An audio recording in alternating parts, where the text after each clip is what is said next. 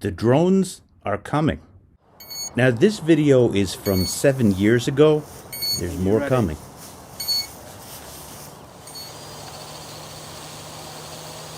Something. Yeah, you can.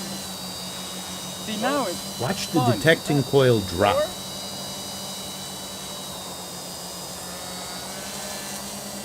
it be that hey. What? Raise it?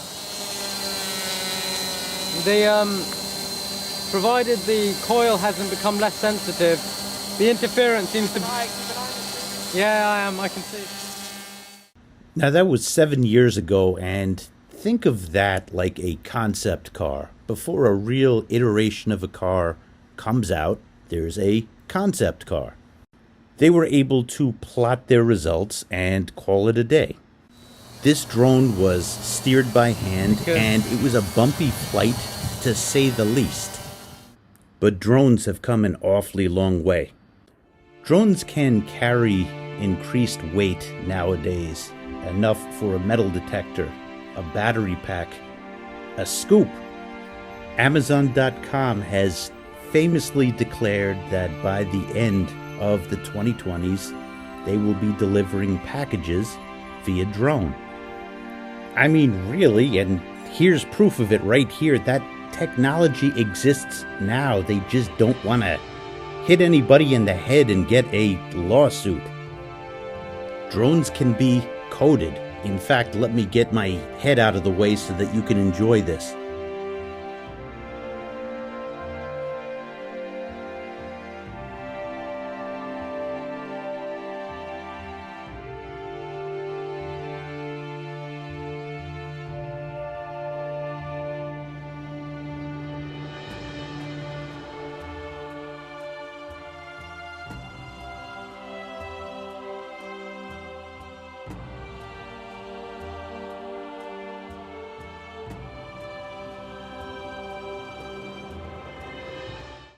Bruh, I loved it when the kid would like run up to me a few years ago and would say to me, hey, I mine random coin. Like Bitcoin, yeah, that's going to stick around. There's no doubt about that. Ethereum, no doubt about that.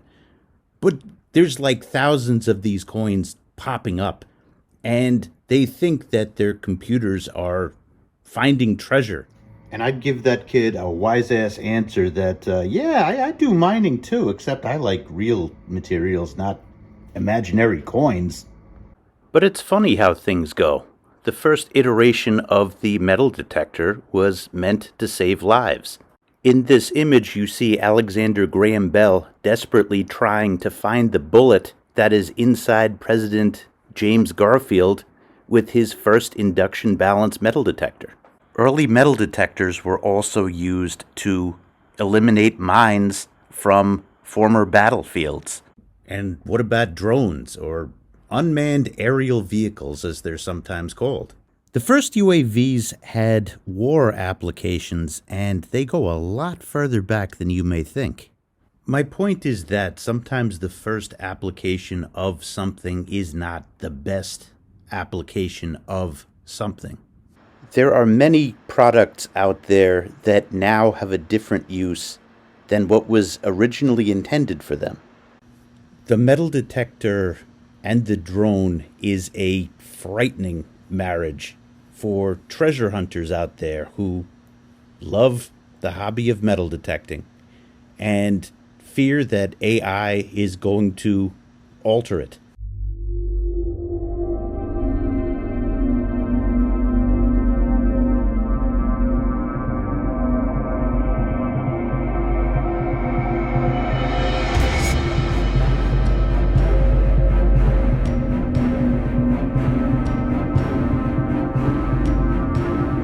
Before the video and the suspenseful music continue, note that these are big objects, but there's more to come.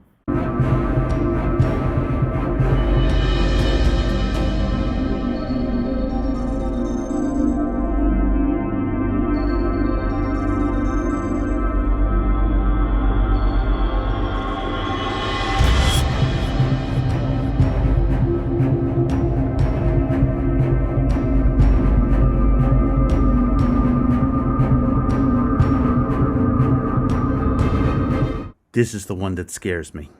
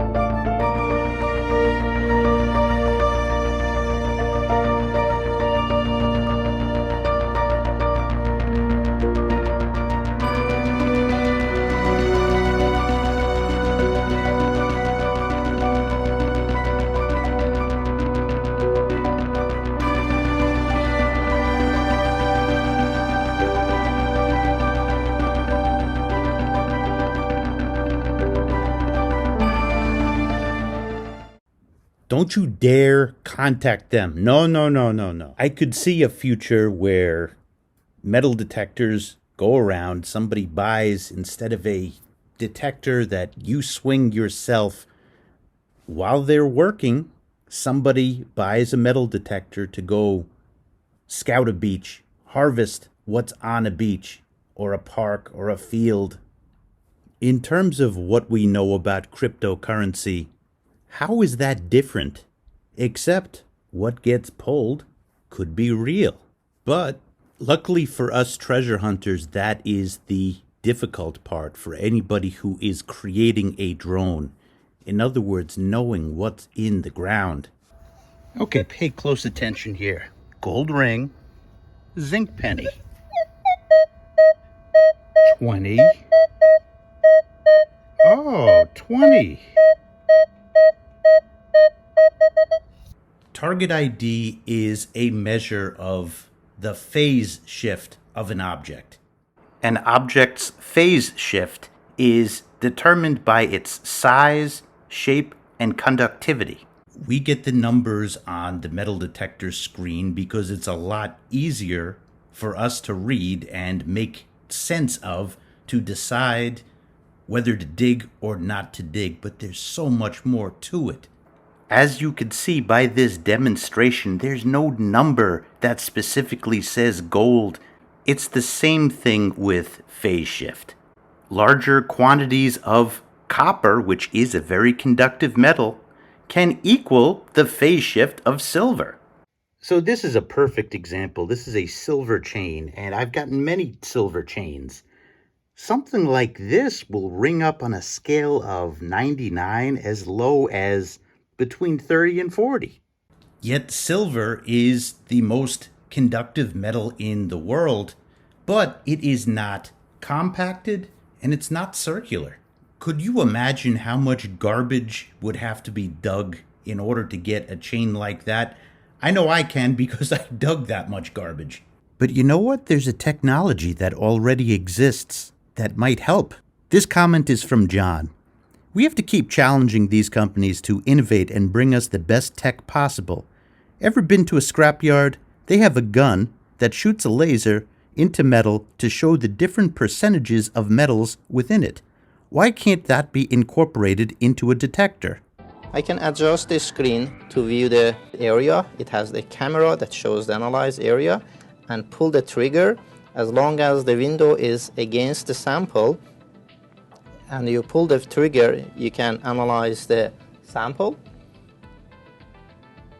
The time is set up to 60 seconds. Normally, 30 to 60 seconds is enough to get your assay data. If you're analyzing for light elements, you may need to give a little bit more time. Something like that will not work with a drone because it needs to be pressed up against what it is trying to measure, and also it needs to do that several times. The other thing is, in order for a drone to dig, the technology would have to significantly change. There's a certain amount of weight that you need in order to be able to push a shovel down into the ground.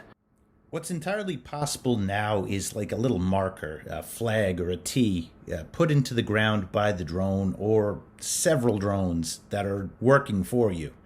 But you need more innovation, more power in order to get a drone that digs and stores stuff. What's existing is geotagging, in other words, taking the coordinates and putting a marker on the computer that says at this spot there is a piece of silver or a piece of iron. In closing, I'll say detecting drones are here. That's not even a question. You have several companies that are trying to develop them right now. I'm curious what you think the future of metal detecting is. I am looking forward to reading your thoughts in the comments. Thanks for watching, everybody.